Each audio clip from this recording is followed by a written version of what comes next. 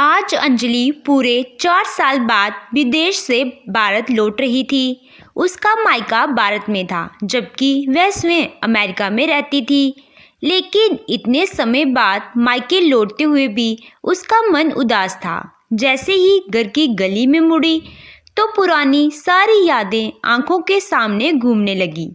जिस जगह पर उसका सारा बचपन बीता था, आज इतने वर्षों के बाद उसी जगह को देखकर वह भावुक हो गई।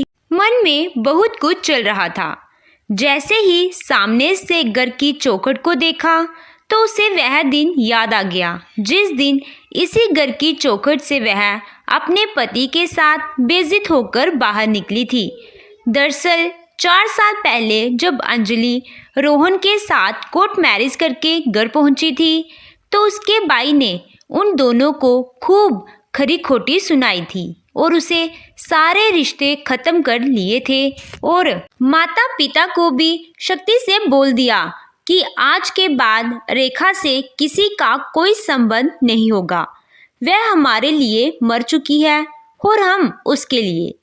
उसके माता पिता जो उस पर जान छिड़कते थे, अपने बेटे से ऊपर अपनी बेटी को रखते थे। लोक लाज के डर के कारण उन्होंने भी चुप्पी साध ली थी और उस दिन से लेकर आज तक किसी ने उसका हाल चाल जानने की कोशिश तक नहीं की। इस नाराजगी के पीछे बाई का अपना भी एक कारण था। दरअसल वह अपनी बहन की शादी अपने बॉस से करवाना चाहता था ताकि उसे जल्द से जल्द तरक्की मिल सके। लेकिन अंजलि के इस कदम से उसके सारे मंसूबों पर पानी फिर गया था। इसी मनमुटाव के चलते अपने मायके से अंजलि का रिश्ता टूट चुका था। परंतु 2 दिन पहले ही जब उसके भाई का फोन आया तो पुरानी बातों की कड़वाहट दिल में फिर से उभर आई। आज इतने दिनों बाद मेरी याद कैसे आ गई?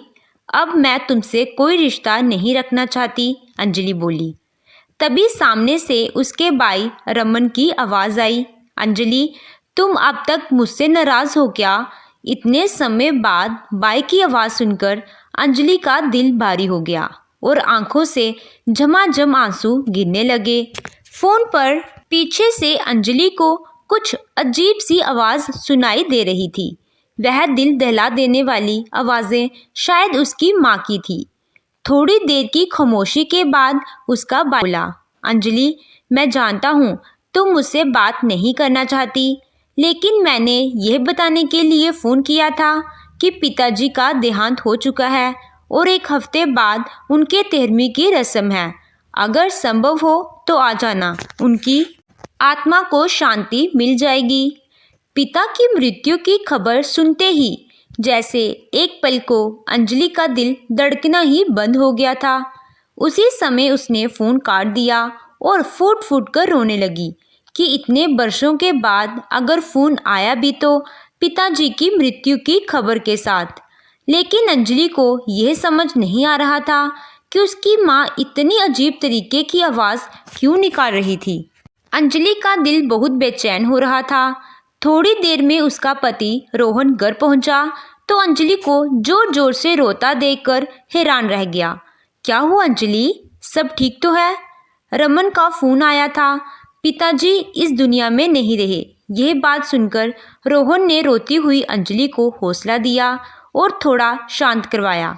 फिर अंजलि बोली, हमें आज ही घर के लिए निकलना होगा। तो रोहन ने कहा, लेकिन अंजलि मेरे ऑफिस में इंस्पेक्शन चल रही है, इसीलिए मेरा जाना तो संभव नहीं हो पाएगा। फिर अंजलि बोली, कोई बात नहीं, मैं आज शाम की फ़्लाइट से भारत चली जाती हूँ। तो रोहन बोला, लेकिन अंजलि तुम अकेली कैसे?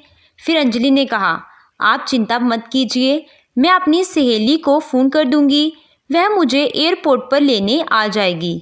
तो रोहन बोला, ठीक है, मैं तुम्हारी टिकट बुक करवा देता हूँ, लेकिन एक बात का ख्याल रखना कि वहाँ ज़्यादा देर तक मत रुकना, जल्दी आने की कोशिश करना। अपने पति को अलविदा कहकर अंजलि भारत जाने वाली फ़्लाइट में बैठ गई। परंतु समय तो जैसे कांटे नहीं कट रहा था। रह रहकर पिता की याद और माँ की चिंता उसे खाए जा रही थी। फिर जहाँ दिमाग में बचपन की खट्टी मीठी बातें यादें दौड़ने लगी, किस तरह बचपन में उसके पिता उसकी हर छोटी बड़ी बात का ख्याल रखते थे। भाई बहन में जब भी लड़ाई होती थी, माता पिता हमेशा अंजलि का ही साथ देते थे। लेकिन फिर ऐसा क्या हो गया कि ये सब सोचते हुए उसके कानों में आवाज़ पड़ी कि फ्लाइट नागपुर पहुंचने वाली है, कृपया अपनी कुर्सी की सीट बांध लीजिए। इतना सुनते ही अंजलि की आंखों में एक चमक आ गई। लेकिन फिर 4 साल बाद घर वापस लौटने की खुशी को पिता की मृत्यु के गम की चादर ने हटा दिया। जैसे ही वह एयरपोर्ट से बाहर निकली तो देखा उसकी सहेली नीतू हाथ हिलाकर उसे अपनी तरफ बुला रही है। अंजलि और नीतू बहुत अच्छी सहेलियां थीं, जिन्होंने बचपन एक दूसरे के साथ बिताया था।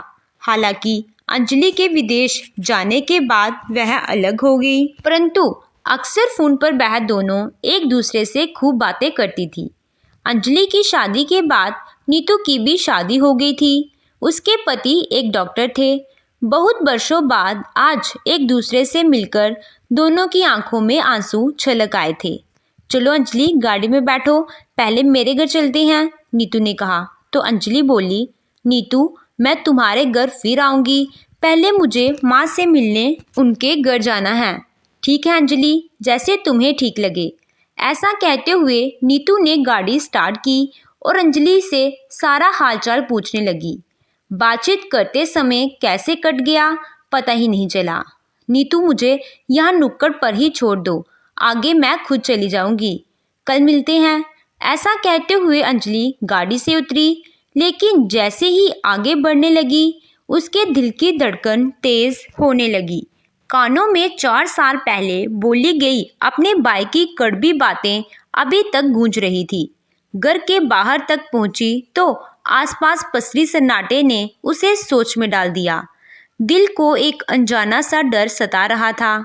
जैसे ही अंजलि घर की घंटी बजाने लगी, तभी उसने देखा कि दरवाज़ा खुला हुआ था। दरवाज़ा खोलकर जैसे वह अपने पैर अंदर रखने लगी, उसी समय माँ के कमरे से दरवाज़ा खटखटाना की आवाज़ सुनाई दी और फिर अचानक किसी ने अंदर से दरवाज़ा ज़ोर ज़ोर से पीटना शुरू कर दिया। तभी लाल साड़ी पहने सजी धजी एक युवती पर बढ़ते हुए उस कमरे की तरफ बढ़ी और दरवाज़ा खोलते हुए अंदर बैठी बूढ़ी महिला पर ज़ोर ज़ोर से चिल्लाने लगी। क्या हो गया? कौन सी आफत आ गई जो दरवाज़ा तोड़ने पर तुली हो? तो वह बूढ़ी महिला डर के मारे एक कोने में जाकर दुबक गई।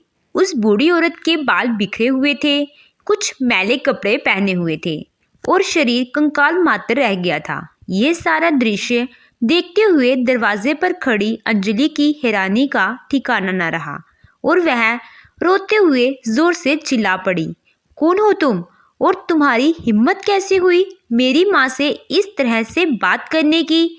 माँ, ये क्या हो गया तुम्हें?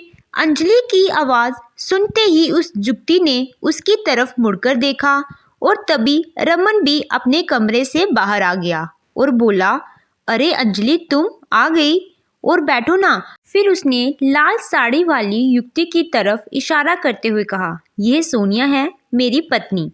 यह अंजलि है, रमन ने सोनिया से कहा। तो सोनिया बोली, अरे मैं तो पहचान ही नहीं पाई, वह कभी मिले नहीं ना, इसीलिए। अरे सोनिया, तुम अभी तक खड़ी हो, अंजलि के लिए चाय पानी लेकर आओ। कितनी दूर से आई है वह, लेकिन अपनी माँ की ऐसी हालत देखकर अंजलि अभी तक बुचुक्की बनकर खड़ी थी। फिर रमन आंसू बहाता हुआ बोला, देखो ना रे अंजलि, सारी मुसीबत के पहाड़ हम पर ही टूटने थे। उधर पिताजी चले गए और यहाँ देखो माँ की क्या हालत हो गई है। लेकिन माँ को हुआ क्या है और तुमने उन्हें कमरे में क्यों बंद कर रखा है?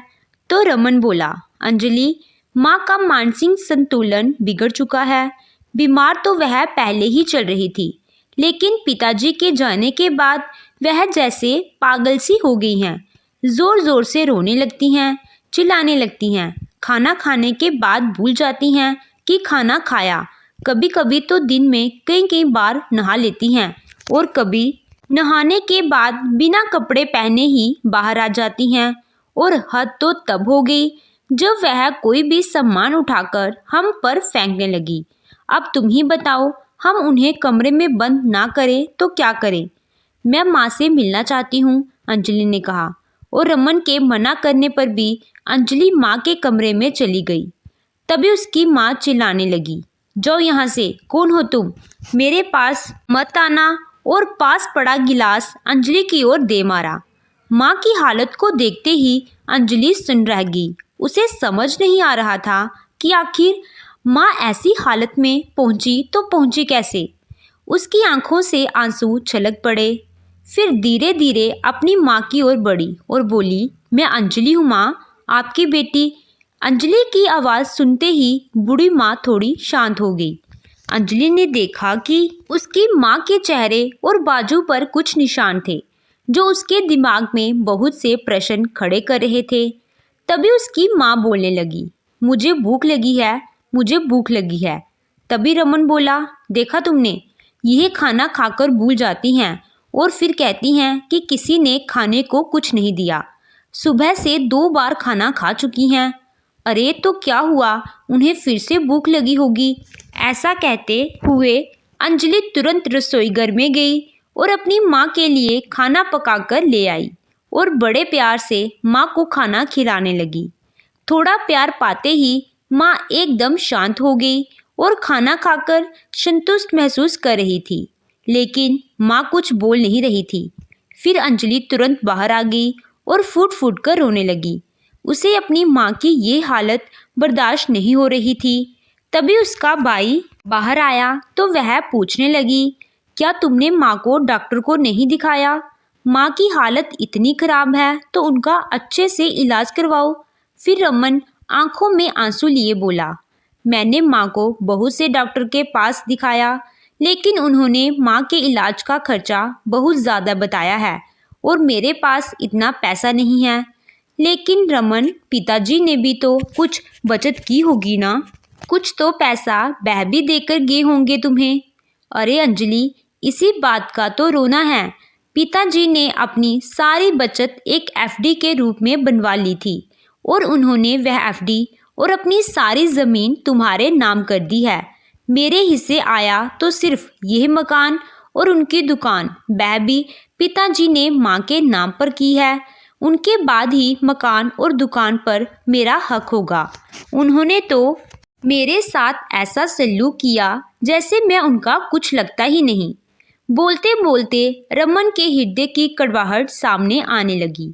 अपने भाई की यह बात सुनकर अंजलि तुरंत बोली, मुझे उनकी जायदाद में से कुछ नहीं चाहिए, बस तुम माँ का अच्छे से इलाज करवाओ। मेरी माँ ठीक रहे, मैं इसी में खुश हूँ। अंजलि की यह बात सुनकर रमन और उसकी पत्नी सोनिया की आंखों में चमक आ गई, जैसे कि उनकी मुराद पूरी होने जा रही हो। तभी रमन बोला, अंजलि, मुझे तुमसे यही उम्मीद थी। तुम एक जिम्मेदार बहन और बेटी हो। पिताजी की तेरहवीं के बाद हम वकील साहब को घर पर ही बुला लेंगे। तुम जमीन के कागजातों पर दस्तखत कर देना। रमन और सोनिया को अपने मंसूबे कामयाब होते नजर आ रहे थे। मन ही मन रमन सोच रहा था कि लगे हाथ बाकी की जायदाद के कागजातों पर भी अपनी पागल हो चुकी माँ के अंगूठे के निशान लगवा लूंगा और अंजलि के जाने के बाद उन्हें किसी पागल खाने में छोड़ाऊंगा।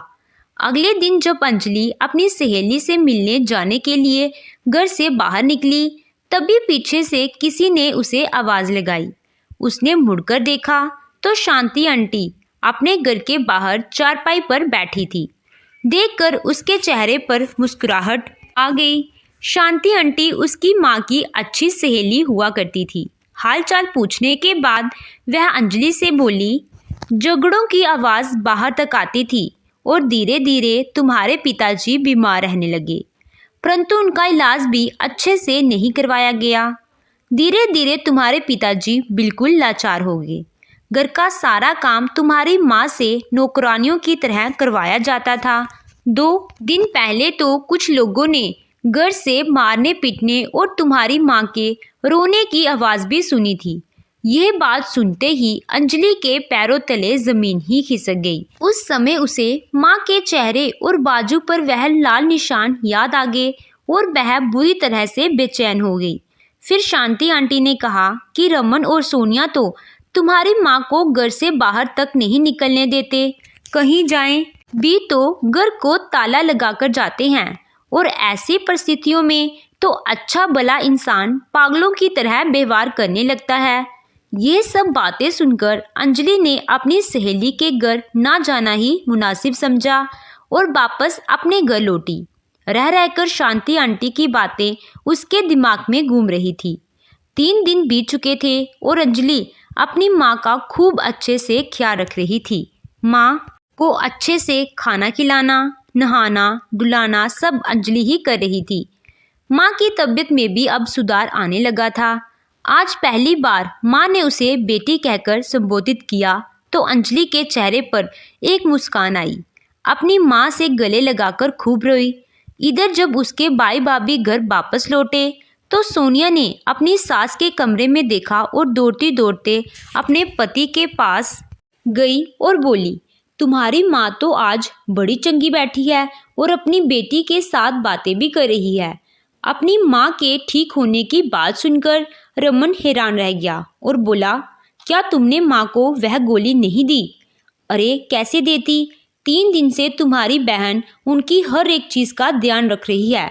खाने से लेकर उनकी साफ सफाई तक सारे काम वही करती है। मुझे तो मौका ही नहीं मिल रहा उन्हें गोली खिलाने का, सोनिया ने जलते हुए कहा। उसी समय रमन ने शीशी में से एक गोली निकाली और पानी लेकर अपनी माँ के पास गया और फिर माँ का ध्यान रखने का ढोंग करते हुए बोला, माँ ये विटामिन की गोली है, अगर नहीं खाई तो कमजोरी आ जाएगी। ऐसा कहते हुए उसने अपनी माँ के मुंह में गोली डालकर तुरंत उन्हें पानी पिला दिया और चुपचाप खिसक गया। उसके आधे घंटे बाद अंजलि ये देखकर हैरान रह गई कि उसकी माँ की हालत वापस पहले जैसी हो चुकी थी। उन्हें फिर से पागलपन का दौरा पड़ गया था। अंजलि की कुछ समझ में नहीं आ रहा था। बैठे बैठे उसे ध्यान आया कि थोड़ी देर पहले ही रमन ने माँ को कोई दवाई खिलाई थी। ये सोचते हुए वह तुरंत उठकर रसोई घर में गई तो उसे वहाँ दवाई की एक शीशी रखी नजर आई। उसने जल्दी से उस दवाई की फ़ोटो खींचकर अपनी सहेली के मोबाइल पर भेज दी और उसे दवाई के बारे में पता करने को कहा। इधर जब अंजलि माँ के कमरे में आई तो उसने देखा कि माँ सो चुकी थी। उसी समय अंजलि खुद को बहुत ही लाचार और अकेला महसूस कर रही थी। आज उसे अपने पिता की बहुत याद आ रही थी। पिता को याद करते करते उसने अपने पिता की अलमारी खोली और उनके कपड़े उठाकर देखते हुए पुरानी यादें ताज़ा करने लगी। अलमारी में देखते देखते उसकी नज़र अपने पिता की डायरी पर गई। उसने तुरंत वह डायरी उठाई और पढ़ना शुरू कर दी। उस डायरी में उसके पिता ने अंजलि और रमन के बचपन से लेकर बड़े होने तक की सभी यादों को संजोकर रखा था। तभी उसकी नज़र डायरी के पन्ने पर गई जिस पर लिखा हुआ था, एक पत्र मेरी बेटी के नाम। अंजलि ने उसे पढ़ना शुरू किया। बेटी, तुम जानती हो, जब तुम्हें इस घर से तुम्हारे भाई ने बाहर निकाला था, उस दिन मेरे और रमन के बीच बहुत कहा सुनी हुई थी। मुझे माफ़ करना बेटा, उस दिन मैं कुछ नहीं कर सका। मैं इस रिश्ते के खिलाफ नहीं था। मैं तुम्हें वापस बुलाना चाहता था, लेकिन रमन ने मेरे पैरों में लोक लाजगी डाल दी और मुझे रोक दिया। मैंने तुझे फ़ोन पर बात करने की कोशिश की तो रमन ने साफ साफ कह दिया कि मुझे तुम दोनों में से एक को चुनना होगा। चाहते हुए भी मैं तुमसे संपर्क नहीं कर पाया। उसके बाद सब कुछ सामान्य होने लगा तो एक दिन मैंने जायदाद के बंटवारे की बात कही। मैं जायदाद में तुम्हें बराबर का हिस्सा देना चाहता था और इसी बात पर रमन बौखला गया।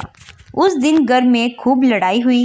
फिर तेरे भाई ने सिर पर सोनिया से शादी करने का भूत सवार हो गया और मैंने कहीं से पता लगाया तो सोनिया और उसके घर वालों के बारे में किसी ने भी अच्छी राय नहीं दी। सोनिया का चाल चलन भी अच्छा नहीं था, लेकिन जब मैं यह सब बातें तेरे भाई से कही और यह भी कहा कि जब अंजलि ने लव मैरिज की थी तब तूने उसका विरोध क्यों किया था। तब लोग लाज बीच में कैसे आ गई थी और आज लोग लाज का ख्याल तुझे क्यों नहीं आ रहा। लेकिन वह तो सोनिया के प्रेम में इतना पागल था कि उसके खिलाफ एक शब्द सुनना भी पसंद नहीं करता था। मेरी इतनी बात सुनते ही उसने तो मुझ पर ही हाथ उठा दिया था। इतना पढ़ते ही अंजलि वो चक्की रह गई। आज वह बहुत अवागी महसूस कर रही थी और सोच रही थी कि माता पिता पर हाथ उठाना कहाँ का धर्म है। आज उसे अपने भाई पर बहुत गुस्सा आ रहा था। वह खुद से ही बोल उठी, दिल तो करता है कि अभी अभी जाकर अपने भाई भाभी के मुंह पर जोरदार तमाचे जड़कर अपने माता पिता पर किए गए अत्याचार का बदला ले लूं। लेकिन नहीं, जो कुछ इन लोगों ने किया है उसका बदला सिर्फ 2 थप्पड़ से नहीं लिया जा सकता। फिर उसने पत्र पढ़ना शुरू किया। तुम्हारे भाई के विरोध के बावजूद मैं अपनी जायदाद 2 हिस्सों में ही बनाई है, क्योंकि मैं जानता हूँ अगर मैं सब कुछ रमन के नाम कर दिया तो कल को वह हमें पूछेगा भी नहीं। मेरी और तुम्हारी माँ की जो भी हालत है उसके जिम्मेदार सिर्फ और सिर्फ तुम्हारे भाई भाभी हैं। लेकिन मुझे अपनी बेटी पर पूरा विश्वास है, वह बहुत समझदार है। मेरा आशीर्वाद हमेशा तुम्हारे साथ रहेगा। मेरी बच्ची, हो सके तो मुझे माफ़ कर देना। बेटी, तुम्हारा पिता। अपने पिता की डायरी में रखा पत्र पढ़कर रेखा फूट फूट कर रोने लगी। उसी समय उसने अपनी सहेली को फ़ोन किया। हेलो नीतू, कहाँ हो तुम? मुझे तुमसे अभी मिलना है। तभी नीतू ने कहा, अंजलि, मैं तुम्हें फ़ोन करने ही लगी थी। मुझे इस दवाई के बारे में तुम्हें कुछ बताना है। ठीक है, मैं अभी आती हूँ। ऐसा कहकर अंजलि ने फ़ोन रखा और तुरंत अपनी सहेली से मिलने के लिए चली गई। जैसे ही अंजलि नीतू के पास पहुंची तो नीतू ने उससे पूछा, अंजलि, जो दवाई की फ़ोटो तुमने मुझे भेजी थी वह दवाई किसके लिए है? तो अंजलि ने कहा, वह मेरी माँ के लिए है। मैं यही जानना चाहती थी कि क्या वह विटामिन की दवाई है या किसी और चीज़ की। तभी नीतू ने कहा, अंजलि, फिर तो तुम्हारे घर में बहुत बड़ी साजिश चल रही है, क्योंकि वह दवाई कोई सामान्य दवाई नहीं है। यह एक धीमा जहर है जो धीरे धीरे इंसान का मानसिक संतुलन बिगड़ने लगता है और एक समय के बाद इंसान की ऐसी हालत हो जाती है कि वह पूरी तरह से पागल हो जाता है। अंजलि को तो जैसे यह बात सुनकर अपने कानों पर विश्वास ही नहीं हुआ कि उसका भाई इस हद तक भी गिर सकता है कि ज़मीन जायदाद के लिए अपनी माँ को पागल करने की साजिश रच रहा है। उस समय वह दम से सोफे पर अपना सिर पटक कर बैठ गई। फिर उसने पिताजी की डायरी में लिखी हुई सारी बातें अपनी सहेली को बताई। हे भगवान, इतना बड़ा धोखा! तुम्हारे भाई भाभी ने इतना बड़ा प्लान बनाया था सारी ज़मीन जायदाद हासिल करने के लिए। अंजलि मन ही मन गुस्से से आग बबूला होते हुए बोली, प्लान तो अब मैं बनाऊंगी नीतू, और मुझे उसमें तुम्हारा साथ चाहिए। तो नीतू बोली, अंजलि, मैं हमेशा तुम्हारे साथ हूँ, तुम चिंता मत करो। बताओ क्या प्लान है? दोनों आपस में कुछ बातचीत करते हैं और फिर कुछ देर के बाद अंजलि घर वापस आ गई। अगले दिन सुबह अंजलि ने अपने भाई रमन से कहा, भाई, पिताजी की 13वीं के बाद मैं एयरपोर्ट के लिए निकल जाऊंगी। मेरी शाम की फ़्लाइट है। तभी रमन सकपकाकर बोला, अरे पर मुझे तो तुमसे कागजातों पर दस्तखत करवाने हैं। तुम्हें जाना है तो मैं पहले ही वकील साहब को फ़ोन कर देता हूँ। पिताजी की 13वीं का कार्यक्रम समाप्त होते ही तुम ज़मीन के कागजातों पर दस्तखत कर देना और फिर चली जाना। 13वीं वाले दिन समय पर पंडित जी पहुँच गए और क्रिया शुरू हो गई। धीरे धीरे सभी पड़ोसियों और रिश्तेदारों का आना भी शुरू हो गया। कथा समाप्त होने के पश्चात पंडित जी ने द्रव्य ग्रंथ आत्मा के लिए शांति की प्रार्थना की और फिर लोग माइक पर जाकर उनके बारे में अपने अच्छे विचार व्यक्त करने लगे। फिर रमन उठा और अपने पिता को अपना भगवान बताते हुए उनके विषय में अच्छा अच्छा बोलने लगा। अंजलि का एक मन तो हुआ कि इस समय उठे और रमन की असलियत जब जाहिर कर दे, परंतु उसने समय पर काबू रखा। शायद वो किसी का इंतजार कर रही थी। रमन सब लोगों के सामने अच्छा बनने का ढोंग कर चुका था। थोड़ी देर बाद अंजलि ने अपने पिता को श्रद्धांजलि देते हुए बोलना शुरू किया। तभी उसकी नज़र रमन पर पड़ी। रमन के साथ वकील साहब बैठे हुए थे, जो कि उसे सारे कागजात दिखा रहे थे। अंजलि की आंखें आंसुओं से भरती थी। तभी उसने दरवाजे की ओर देखा तो नीतू अपने पति के साथ वहां पहुंच चुकी थी। अब अंजलि का हौसला बढ़ चुका था। अपने पिता के बारे में बोलने के बाद अंजलि ने कहा, मुझे आप सब लोगों से एक ज़रूरी बात करनी है। आप लोग शायद जानते नहीं कि मेरे भाई की नज़र में मेरी औकात केवल एक टुकड़ा ज़मीन है। अंजलि की यह बात सुनकर सब लोग हैरान रह गए। फिर अंजलि बोली, जी हाँ, वह ज़मीन जो मेरे पिताजी मेरे नाम पर करके गए हैं, उस ज़मीन के लिए मुझे यहाँ बुलाया गया है। अगर वह ज़मीन मेरे नाम पर ना होती तो मुझे तो यह भी नहीं पता चलता कि मेरे पिताजी इस दुनिया में नहीं रहे। उसी समय उसका भाई रमन खड़ा हो गया और गुस्से से उसकी ओर देखने लगा। फिर अंजलि बोली, यह बात अपने दिमाग से पूरी तरह निकाल दो कि माँ बाप की ज़मीन या जायदाद पर बेटियों का हक नहीं होता।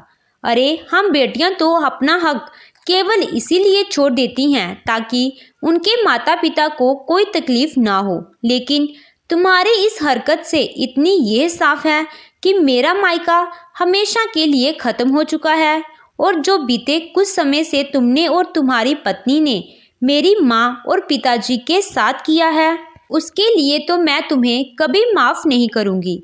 तुम्हारी एक एक हरकत का हिसाब होगा। अंजलि को ऐसा बोलते देख रमन उसके पास जाकर उसे धमकाते हुए बोला, अंजलि, तुम जो बोलने के लिए जहाँ आई थी वही बात बोलो और दफ़ा हो जाओ यहाँ से। कोई फालतू बात की तो बहुत बुरा होगा। तभी सोनिया रमन के पास आई और उसे चुप कर रहने का इशारा करने लगी और फिर अंजलि को बोली, दीदी, आप अपने घर की बातें सबके सामने क्यों बोल रही हो? अगर यहाँ आप घर के झगड़े लेकर बैठ जाएंगी तो क्या पिताजी की आत्मा को शांति मिलेगी? फिर अंजलि ने कहा, अरे वाह, जिन लोगों के कारण मेरे पिताजी इस दुनिया से तड़प तड़प कर विदा हो गए, वही लोग आज उनकी आत्मा की शांति की बात कर रहे हैं। लेकिन आज मैं चुप नहीं रहूंगी। आखिर सबको पता चलने दो कि एक ज़मीन का टुकड़ा इंसान को किस हद तक गिरा देता है। फिर अंजलि ने वह दवाई निकाली और बोली, ये देखिए, यह वह दवाई है जो मेरे भाई और भाभी मेरी माँ को देते थे। और आप लोगों को ये जानकर हैरानी होगी कि यह दवाई नहीं बल्कि एक जहर है जो इंसान को पूरी तरह पागल बना देता है। ये क्या बकवास कर रही हो अंजलि? ये सब तुम्हारी चाल है मुझे बदनाम करने के लिए। अरे रमन, अभी तो पिताजी की डायरी पढ़ना भी बाकी है, अंजलि ने कहा तो रमन और सोनिया सकते में आ गए। तभी सोनिया ने रमन को चुपचाप वहां से खिसने के लिए इशारा किया। जैसे ही वह दोनों वहां से निकले लगे, उसी समय पुलिस भी मौके पर पहुंच गई और रमन और सोनिया को पकड़ लिया। तभी अंजलि बोली, क्यों रमन, यहाँ से चुपचाप खिसक रहे थे? ज़मीन अपने नाम नहीं करवानी तुम्हें? अंजलि ने वकील साहब के हाथ से वह कागज़ लिए जिन पर रमन उसके हस्ताक्षर करवाना चाहता था और सारे सबूत पुलिस के हाथ में दे दिए। फिर नीतू के डॉक्टर पति ने दवाई की रिपोर्ट पुलिस के हवाले कर दी। रमन और उसकी पत्नी सोनिया की रची रचाई साजिश धरी की धरी रह गई थी। धोखेबाज पति पत्नी को कोर्ट द्वारा 3 साल की सजा सुनाई गई और संपत्ति का फैसला अंजलि के हाथ में दिया गया। लेकिन अंजलि को संपत्ति का कोई लालच नहीं था। माता पिता का पुश्तैनी घर और दुकान उसने अपने भाई को ही दे दी, क्योंकि वह किसी का हक रखना नहीं चाहती थी, और अपने हिस्से की जमीन बेचकर मिले पैसों को वृद्धाश्रम और अनाथ आश्रम में बांट दिया और अपनी माँ को लेकर अमेरिका के लिए रवाना हो गई। अमेरिका ले जाकर उसने अपनी माँ की खूब सेवा की। कुछ ही दिनों में माँ बिल्कुल ठीक हो गई। तो दोस्तों, आपको अंजलि का यह निर्णय कैसा लगा, कमेंट करके ज़रूर बताएं। कहानी अच्छी लगी हो तो वीडियो को लाइक कीजिएगा, चैनल पे नए हो तो चैनल को सब्सक्राइब कीजिएगा। Thank you.